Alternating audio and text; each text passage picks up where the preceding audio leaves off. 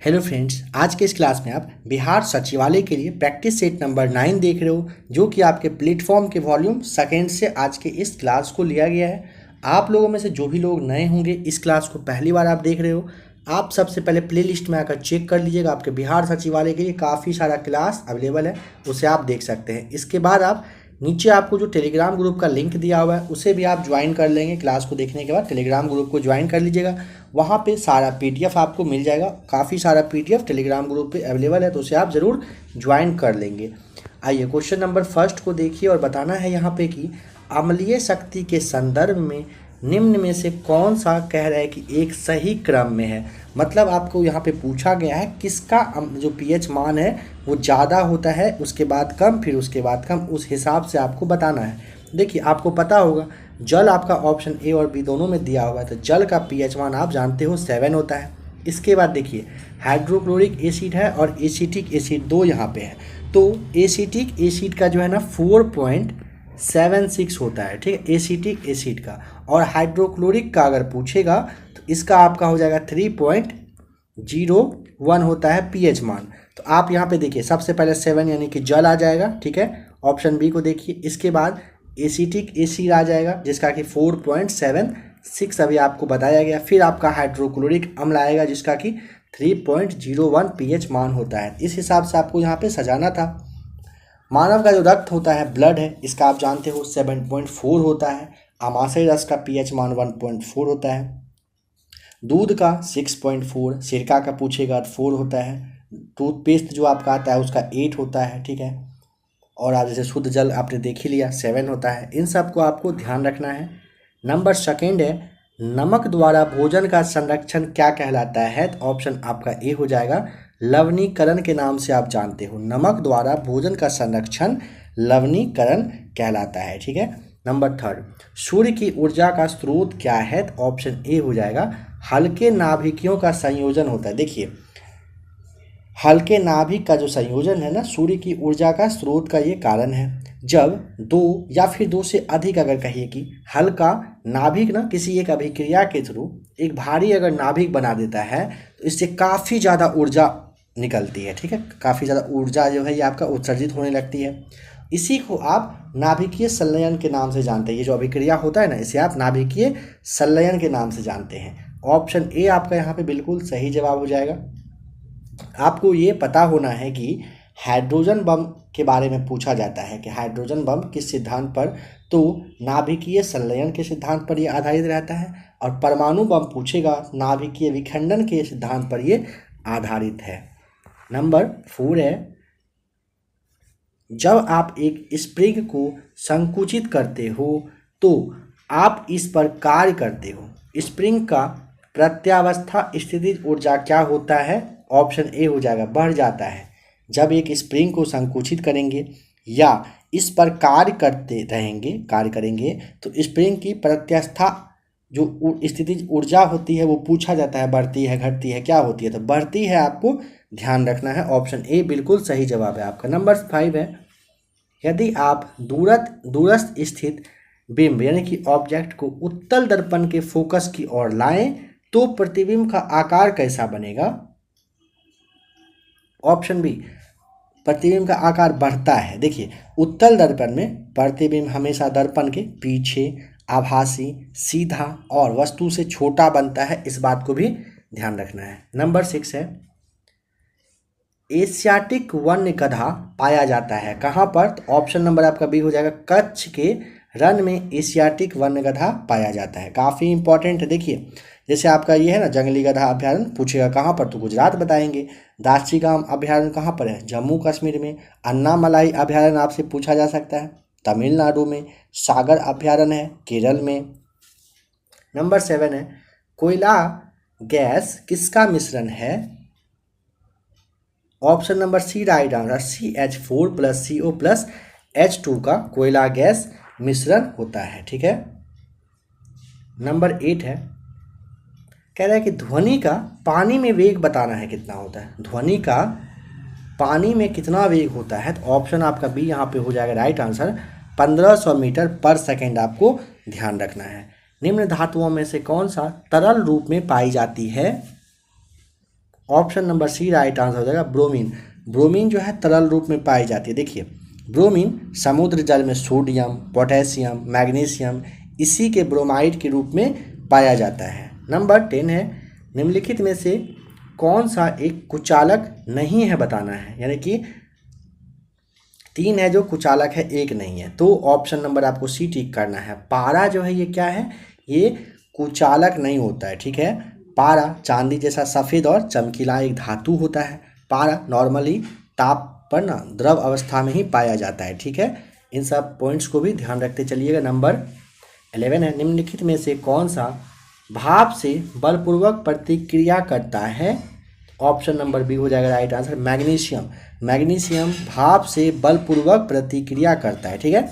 यहाँ पे एक दो बात ध्यान देंगे कि पौधे को जो हरा रंग देने वाला कार्बनिक यौगिक क्लोरोफिल है ना, क्लोरोफिल में पूछा जाता है कि क्या पाया जाता है, तो उसमें मैग्नीशियम रहता है, ध्यान रखेंगे, ठीक है। मैग्नीशियम धातु का निष्कर्षण भी आपसे पूछा जाता है, तो कार्नालाइट अयस्क से इसका निष्कर्षण किया जाता है। चलिए नंबर 12 बताना है कि निम्न में से कौन सा अंग पित्त रस उत्पन्न करता है। तो 12 का right answer option number A आपका सही हो जाएगा। यकृत जो है ये पित्त रस उत्पन्न करता है। नेक्स्ट क्वेश्चन नंबर 13 देखते हैं। मूत्राशय के खुले द्वार को क्या कहते हैं। ऑप्शन नंबर आपका यहाँ पे सी हो जाएगा राइट आंसर, मूत्र मार्ग कहा जाता है, ठीक है। छिपकली, मेंढक, मुर्गी सभी हैं, सभी क्या होते हैं। नंबर 14 का ऑप्शन नंबर आपका ए हो जाएगा अंड प्रजनक। देखिए अंड प्रजनक का मतलब होता है वैसे जानवर जो अंडा देते हैं, ठीक है। तो छिपकली, मेंढक, मुर्गी ये सारे आप जानते हो कि अंडा देते हैं, ठीक है। एक बात और समझिए, जैसे केचुआ है ना, केचुआ, फिर आपका कुम्हर होता है, खीरा है, ये सारे पूछा जाएगा क्या है, तो ये उभय लिंगी का एग्जाम्पल है। नंबर 15 बताना है कि निम्नलिखित ग्रहों में से किस युग्म पर CO2 गैस पाई जाती है। तो ऑप्शन नंबर देखिए सी, शुक्र और मंगल पर, शुक्र और मंगल पर CO2 गैस पाई जाती है। अगर पूछेगा ना कि शुक्र और मंगल ग्रह पर बताइए कि इसकी मात्रा मतलब कार्बन डाइऑक्साइड की मात्रा कितनी होती है, तो 95 से लेकर लगभग 97% तक इसकी मात्रा पाई जाती है शुक्र और मंगल पर। नंबर 16 है एक उभयलिंगी फूल में मौजूद 4 भाग होते हैं, ठीक है। बताना है कि कौन कौन से भाग होते हैं। देखिए आपको कहीं भी ज़्यादा टाइम चाहिए होगा, क्लास को आप आराम से रोक लिया करेंगे। ऑप्शन नंबर आपका जो सी है ना, पुष्पकोश, पुमंग, दलपुंज और जायांग, ये आपका राइट आंसर हो जाएगा। एक उभयलिंगी फूल में ये चारों हमेशा प्रेजेंट रहते हैं, ठीक है। नंबर 17 है एक गोताखोर एक स्विमिंग पूल को पार करने में सक्षम है, इसके द्वारा पदार्थों के कणों का कौन सा विशेष गुण प्रदर्शित होता है। ऑप्शन बी पानी में अंतरा अनुक आकर्षण बल कमजोर है। ये ध्यान रखेंगे, जब एक गोताखोर एक स्विमिंग पूल को पार करने में मतलब सक्षम है, कैपेबल है, उसका रीजन क्या है, तो रीजन है कि पानी में जो अंतरा अनुक आकर्षण बल है ये बहुत ही ज़्यादा मतलब कहिए कि कमज़ोर होता है, इसी वजह से ये पार करने में इसको आसानी होती है और ये पार कर जाते हैं। वाहन के पश्च दृष्टि दर्पणों यानी जिसे आप रियर व्यू मिरर कहते हैं, इसमें प्रतिबिंब बनती है, कहाँ पर बनती है और कैसा बनती है ये आपको बताना है। तो ऑप्शन नंबर आप देखिए डी आपका राइट आंसर हो जाएगा, छोटा, आभासी और सीधा प्रतिबिंब बनता है। वाहन के पश्च दृष्टि दर्पण के द्वारा प्रतिबिंब छोटा, आभासी, सीधा बनता है। इसे आप अच्छे से याद कर लीजिएगा, समझ लीजिएगा। नंबर 19 वायुमंडलीय नाइट्रोजन पौधों और पशुओं द्वारा सीधे नहीं ली जा सकती है। मृदा में उपस्थित कुछ जीवाणु और नील हरे जो शैवाल है ये नाइट्रोजन के अवशोषक रूपों में परिवर्तित करती है। यहाँ पे समझिए ये आपका नाइट्राइट्स या फिर नाइट्रेट्स कहते हैं, इसके रूप में परिवर्तित करती है। कहने का मतलब है कि वायुमंडलीय नाइट्रोजन पौधा, पशु इन सब के द्वारा ये सीधे नहीं लिया जा सकता है। वायुमंडल का जो नाइट्रोजन है ना, पौधे पशु के द्वारा ये सीधे नहीं लिया जाता है। मृदा में उपस्थित कुछ जीवाणु हैं, नील हरे शैवाल हैं, ये नाइट्रोजन को नाइट्राइट्स या फिर कहिए नाइट्रेट्स के रूप में परिवर्तित कर देने का काम करते हैं। तो ऑप्शन आपका ए यहाँ पे राइट आंसर है। नंबर 20 है कार्बोहाइड्रेट, प्रोटीन और वसा का पाचन, इन चारों में से किसकी क्रिया के द्वारा पूरा किया जाता है? ऑप्शन ए हो जाएगा राइट आंसर। कार्बोहाइड्रेट, प्रोटीन और वसा का पाचन आंतररस की क्रिया में पूरा होता है।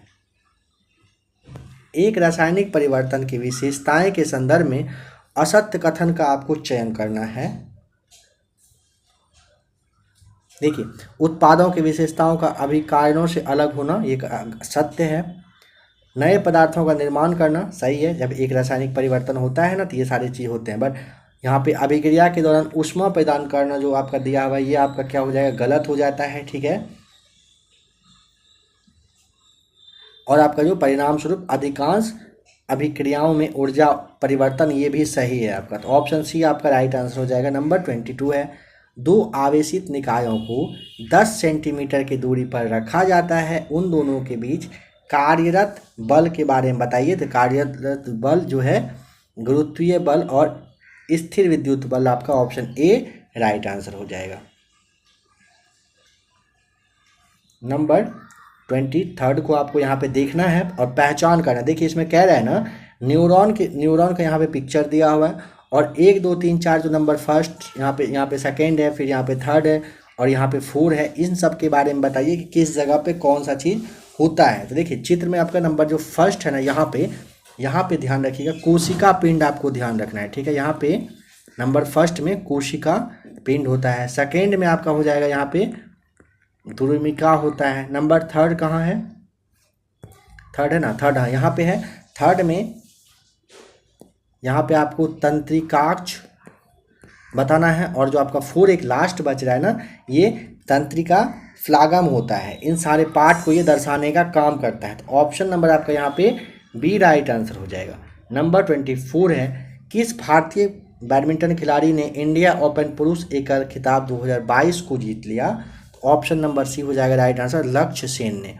सिनेबार किस धातु का अयस्क है? तो ऑप्शन नंबर आपका हो जाएगा सी, पारा का होता है। इस फिगर को देखिए, ठीक है, ये दूरी और समय ग्राफ को दर्शाता है। इनमें से पूछा है कि इन चारों में से बताइए कि क्या यहाँ पे हो रहा है। तो देखिए ऑप्शन नंबर 26 में आप समझिए, ऑप्शन नंबर सी देखिए, विश्राम पर एक निकाय, यानी कि ये दूरी को दर्शा रहा है बट ये विश्राम अवस्था में है। ठीक है, तो ऑप्शन नंबर सी आपका यहाँ पे राइट आंसर हो जाएगा। कान्हा को किस वर्ष में टाइगर रिजर्व घोषित किया गया था? तो 27 का ऑप्शन नंबर आपका ए हो जाएगा। 1973 में टाइगर रिजर्व से कान्हा को घोषित कर दिया गया था। कान्हा नेशनल पार्क पूछेगा कि बना कब था, तो 1 जून 1955 को ये बनकर तैयार हुआ था। कहाँ पर है? मध्य प्रदेश में है। ठीक है, नेक्स्ट क्वेश्चन देखिए, और एक दो बात समझिए। जैसे विश्व में अगर पूछेगा सर्वाधिक ऊंचाई पर स्थित कौन सा टाइगर रिजर्व है, तो याद करिए विश्व में सर्वाधिक ऊंचाई पर अगर पूछता है, नामदफा है जो कि आपके अरुणाचल प्रदेश में है। क्षेत्रफल की दृष्टि से अगर पूछेगा सबसे छोटा टाइगर रिजर्व का नाम बताइए, तो सबसे छोटा आपको बोर बताना है। बोर कहाँ पर है? महाराष्ट्र में है। क्षेत्रफल की दृष्टि से भारत का सबसे बड़ा अगर टाइगर रिजर्व पूछता है तो तेलंगाना में है, नागार्जुन सागर श्री सैलम जो है। भोपाल गैस त्रासदी किस वर्ष में हुआ था? तो ऑप्शन नंबर डी हो जाएगा राइट आंसर। 1984 में, जो आपका 2 और 3 दिसंबर का रात है, इसी रात में ये हुआ था। इसमें क्या हुआ था? तो मिथाइल आइसोसाइनाइड जो है, ये नामक एक जहरीली गैस था, ये लीक कर गया था। माउंट एवरेस्ट पर भारतीय राष्ट्रीय गान का पाठ करने वाला पहला व्यक्ति का नाम बताइए। Option C Ratnesh Pandey right answer हो जाएगा। डेट भी यहाँ पे आप देख लीजिएगा, 21 मई 2016 ईस्वी में सतना के ये रहने वाले हैं रत्नेश पांडे। इन्होंने क्या किया है? माउंट एवरेस्ट पर चढ़कर भारतीय राष्ट्रीय गान का मतलब गान ये गाए हैं। ठीक है, निम्नलिखित में से कौन सा भारत के श्रम के बारे में सही है? ऑप्शन ए, यह सबसे अधिक मात्रा में है, यह आपका राइट आंसर हो जाएगा। ठीक है, देखिए एक बात और समझिए, अगर पूछेगा ना कि माउंट एवरेस्ट पर चढ़ने वाला पहला व्यक्ति कौन था, याद है अगर आपको तो याद करिए तो कौन था? तो एडमंड हिलेरी और तेंजिंग करके थे, जो 1953 में माउंट एवरेस्ट की चोटी पर ये सबसे पहले गए थे। यह क्वेश्चन भी इंपॉर्टेंट है, ध्यान रख लीजिएगा इसको भी। नंबर 32 है, भारत में आर्थिक सुधारों के बाद अर्थव्यवस्था के निम्नलिखित क्षेत्रों में किसमें सबसे ज़्यादा बढ़ोतरी हुई है? ऑप्शन नंबर सी हो जाएगा तृतीय क्षेत्र में। ठीक है, भारत में आर्थिक सुधार के बाद अर्थव्यवस्था में तृतीय क्षेत्र में सबसे ज़्यादा बढ़ोतरी हुई है। तृतीय क्षेत्र में क्या आता है? व्यापार, होटल, परिवहन आपका है, भंडारण है, शिक्षा है, ऊर्जा है, स्वास्थ्य है, इन सारी चीज़ को तृतीय क्षेत्र में रखा गया है। डॉक्टर बी आर अम्बेडकर साहब के द्वारा बताइए किस अनुच्छेद को भारतीय संविधान की हृदय और आत्मा के रूप में वर्णित किया गया था? ऑप्शन नंबर सी आप जानते हो, अनुच्छेद 32 को संविधान का जो है हृदय का ही, आत्मा का ही ये कहा गया है। इन चारों में से किस सरकार में राजनीतिक शक्तियों को अधिक से अधिक नागरिकों में विभाजित की जाती है? चारों में से क्या ऑप्शन आपको यहाँ पे फिल करना है जो आपका राइट आंसर होगा? तो देखिए ऑप्शन नंबर आपका डी, लोकतांत्रिक सरकार में राजनीतिक शक्तियों को अधिक से अधिक नागरिकों में विभाजित की जाती है। लघु पाषाण क्या होते हैं? ऑप्शन ए, पत्थर के औजार को लघु पाषाण कहा जाता है। चंपारण आंदोलन किस राज्य में हुआ था? ऑप्शन ए, बिहार में। ग्रहों में मंगल ग्रह सूर्य से कौन से स्थान पर स्थित है? ऑप्शन नंबर आपका डी हो जाएगा, चौथे नंबर पर है। ध्यान रखिए, ग्रह में मंगल सूर्य से चौथे स्थान पर है। यह ग्रह की आकार से दृष्टि में अगर पूछेंगे, ग्रह की आकार की दृष्टि से बताइए तो 7वां बड़ा ग्रह है। ठीक है, और सूर्य से दूरी के अनुसार पूछता है तो चौथा बता देना है।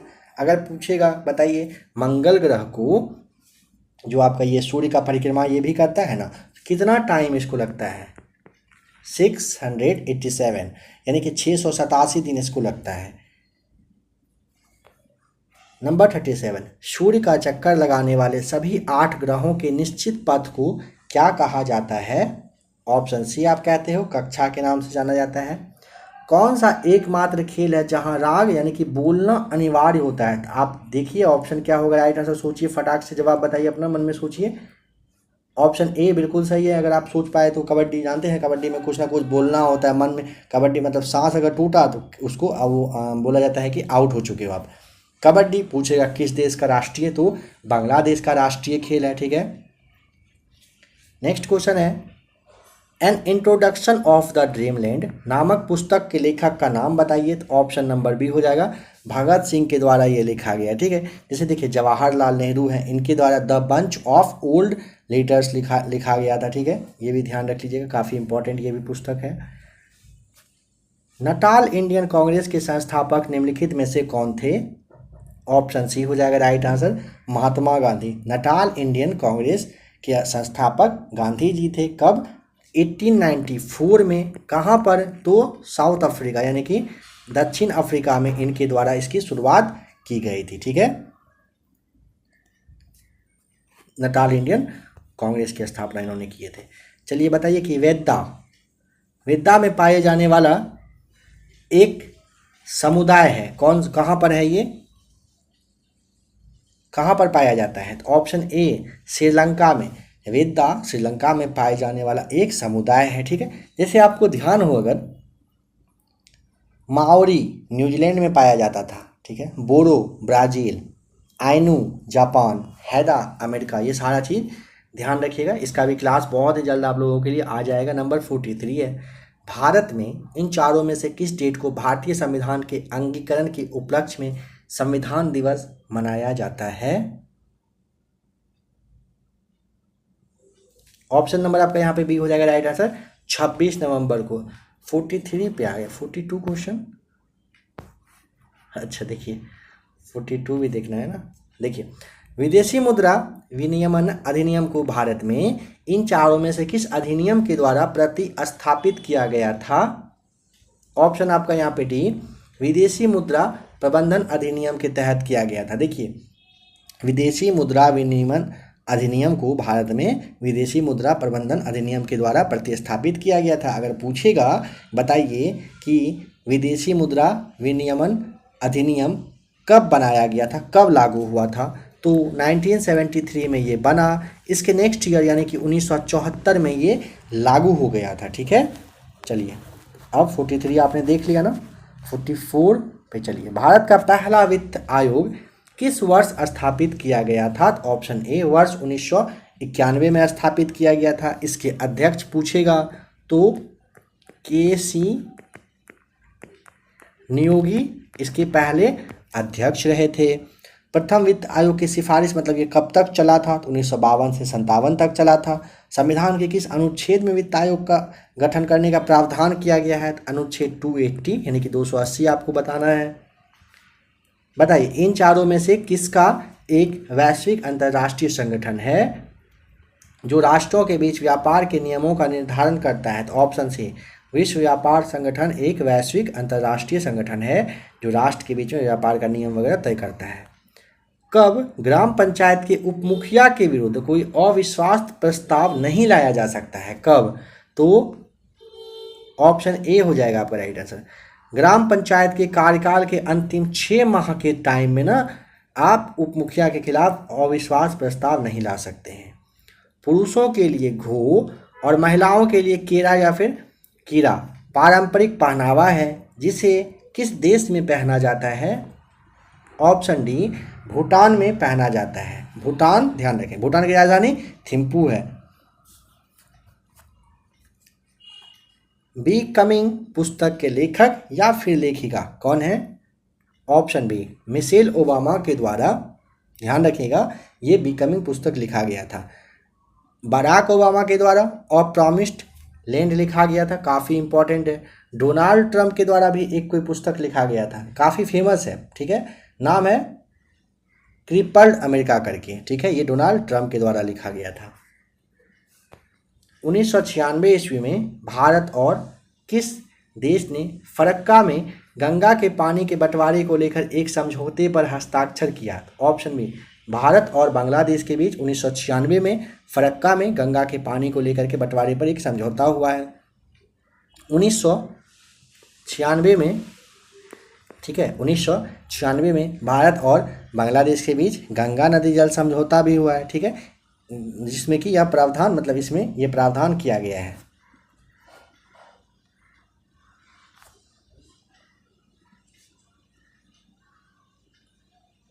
पूर्व भारतीय क्रिकेटर, काफ़ी इंपॉर्टेंट क्वेश्चन है, समझिएगा। पूर्व भारतीय क्रिकेटर बापू नाडकर्णी 1964 में इन चारों में से किसके खिलाफ एक टेस्ट मैच के दौरान 21.5 ओवर मेडन गेंदबाजी करने का रिकॉर्ड के लिए जाने जाते हैं। मतलब 21 ओवर 5 बॉल, यानी कि एक ओवर में 6 बॉल होता है, कंटिन्यू इन्होंने 21 ओवर और फिर 5 बॉल फेंका और एक भी रन ये नहीं दिए थे उस टाइम में, तो बताइए। नंबर 50 का ऑप्शन ए हो जाएगा इंग्लैंड। देखिए पूर्व भारतीय क्रिकेटर बापू नाडकर्णी 1964 ईस्वी में ना इंग्लैंड के खिलाफ टेस्ट मैच खेल रहे थे जिसमें कि 21.5 ओवर मेडन गेंदबाजी करने का रिकॉर्ड इनके नाम पे ये है। काफ़ी इंपॉर्टेंट है क्वेश्चन, ध्यान रखिएगा। कोयना, तुंगभद्रा और भीमा किस नदी की प्रमुख सहायक नदियां हैं, ऑप्शन ए, नहीं एक मिनट, क्या है, कोयना, तुंगभद्रा और भीमा पूछा ना, अच्छा कृष्णा नदी हो जाएगा, ऑप्शन नंबर आपका सी हो जाएगा सही जवाब, ठीक है। तो तुंगभद्रा कृष्णा की सहायक नदी है, ध्यान रखेंगे, काफ़ी इंपॉर्टेंट है, सबसे बड़ी सहायक नदी है यही, ये भी आप ध्यान रखेंगे, ठीक है। तुंगभद्रा जो है आपका कृष्णा की तो सहायक नदी है, बट सबसे बड़ी सहायक नदी भी यही है कृष्णा की। जिला परिषद पंचायती राज व्यवस्था का कौन सा स्तर है, जिला परिषद पंचायती राज व्यवस्था का कौन सा स्तर है, ऑप्शन आपका हो जाएगा सी राइट आंसर, तीसरा स्तर होता है। लोकसभा की व्यापार सलाहकार समिति की अध्यक्षता कौन करता है, ऑप्शन डी लोकसभा अध्यक्ष करते हैं। निम्नलिखित में से कौन सा भारतीय राज्य नवंबर 2019 में आए चक्रवात बुलबुल से प्रभावित हुआ था, ऑप्शन ए बुलबुल आया था पश्चिम बंगाल में, ठीक है। देखिए एक है यास ओडिशा है, पश्चिम बंगाल को इफेक्ट करता है। ताकते महाराष्ट्र और गुजरात को प्रभावित किया था। जो आपका जवाद था ये ओडिशा और आंध्र प्रदेश को किया था। पानीपत की पहली लड़ाई इब्राहिम लोदी और किसके बीच में हुई थी, तो ऑप्शन ए बाबर के बीच में हुई थी। पानीपत के प्रथम युद्ध में ही बाबर ने पहली बार एक कोई पद्धति का यूज किया था, याद करिए कौन सा था, तो तुगलामा पद्धति का यूज किया गया था। तोप खाने का भी प्रयोग इसी में किया गया था बाबर के द्वारा। नंबर 56, भारतीय संविधान का भाग कौन सा है जो अनुसूचित और अनुसूचित और जनजातीय क्षेत्रों से संबंधित है, तो ऑप्शन नंबर आपका सी हो जाएगा। भाग 10 आपको ध्यान रखना है। सम्राट कौन था इन चारों में से जिसकी कब्र के पास पाई गई आदमकद आकृतियों का वर्णन चीन की टेराकोटा सेना के रूप में किया गया है? ऑप्शन डी चेन सू हुआंग आपका राइट आंसर हो जाएगा। भारतीय संविधान का भाग कौन सा है जो वित्त, संपत्ति, अनुबंध और वाद से संबंधित है? ऑप्शन सी भाग 12 हो जाएगा। दक्षिण अफ्रीका की प्रशासनिक राजधानी कौन सी है? ऑप्शन आपका डी हो जाएगा प्रिटोरिया। आपको ध्यान रखना है, दक्षिण अफ्रीका की प्रशासनिक राजधानी प्रिटोरिया है, ठीक है। अगर पूछेगा दक्षिण अफ्रीका की विधायी राजधानी कौन सी है, तो केपटाउन बता देना है, ठीक है। काफ़ी सारा है। दक्षिण अफ्रीका का सबसे बड़ा अगर नगर पूछेगा तो जोहान्सबर्ग आता है। लेसान विशालकाय बुद्ध एक यूनेस्को विश्व धरोहर स्थल में शामिल है, जो कि कहाँ पर है? तो ऑप्शन नंबर बी हो जाएगा चीन में। नई दिल्ली में मुख्यालय सहित प्रवर्तन निर्देशालय की स्थापना की गई थी किस वर्ष में? तो ऑप्शन नंबर ए 1956 में किया गया था। निम्नलिखित में से कौन सा यूनेस्को का विश्व धरोहर स्थल नहीं है इन सब में से? यानी कि आपको पहले ये पता रखना है कौन कौन सा है। सुंदरवन है, लाल किला है, अजंता है, बट यहाँ पे गेटवे ऑफ इंडिया नहीं है। ऑप्शन ए आपका राइट आंसर हो जाएगा। इन चारों में से किसका फारसी में राजनामा के रूप में अनुवाद किया गया था? तो ऑप्शन नंबर डी हो जाएगा। महाभारत का अनुवाद किसके रूप में? राजनामा के रूप में अनुवाद किया गया था। खानवा की लड़ाई किस वर्ष में हुई थी? तो ऑप्शन नंबर बी हो जाएगा 1527 में खानवा का लड़ाई हुआ था। चित्तौड़ के राजपूत नरेश राणा सांगा और बाबर के बीच में। गंगाखर पुनसुम विश्व की सबसे ऊंचा पर्वतों में से एक है जिस पर अब तक कोई नहीं चढ़ा है। यह कहाँ पर स्थित है? तो ऑप्शन नंबर आपका हो जाएगा डी राइट आंसर। कहाँ पर है? तो ये भूटान आपको ध्यान रखना है। विशाल गिलहरी किस राज्य की राजकीय पशु है? ऑप्शन ए महाराष्ट्र का, आप जानते हैं। आंध्र प्रदेश का राजकीय पशु काला हिरन है। असम का एक सींग वाला गेंडा है। छत्तीसगढ़ का जंगली भैंसा। गुजरात का एशियाई शेर, आपको शेर ध्यान रखना है। हरियाणा का नीलगाय। हिमाचल प्रदेश का हिम तेंदुआ है। राजस्थान का आप जानते हैं ऊँट होना है यहाँ पे। झारखंड का हाथी होता है और जम्मू कश्मीर का हंगुल करके है। पटियाला वंश के संस्थापक का नाम आपको बताना है, क्या था? ऑप्शन बी हो जाएगा राइट आंसर। आला सिंह पटियाला वंश के संस्थापक रहे थे, ठीक है। स्वयं भूतनाथ स्तूप यहाँ पर स्थित है। कहाँ पर स्थित है बताइए? ऑप्शन बी हो जाएगा राइट आंसर। काठमांडू में स्थित है, ठीक है। चलिए अब चलते हैं क्वेश्चन नंबर 141-42 के आसपास।